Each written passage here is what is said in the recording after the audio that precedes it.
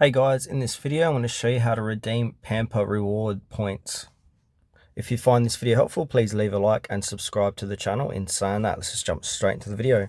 Alright, so in order to redeem Pamper rewards, what you first need to do is download the Pampers Club app on your mobile device. So install the Pampers Club app from either your app or Google Play Store. And then from there you want to log in or create a new account if you're a new user. And now to earn points, you need to simply purchase Pamper products and scan the codes found on the packages using the app. You can earn points for each product you buy. And then from there, you can open up the app to see the number of points you've accumulated. So the more products you purchase, the more points you accumulate. So yeah, your point balance is usually displayed on the main screen inside Pampers. And then if you want to browse the rewards and redeem your points, you can go to the rewards section in the app. You can browse through a variety of different rewards such as gift cards, baby products, coupons, and more. And now if you want to redeem any of these points, select the reward you want and follow the instructions to redeem it.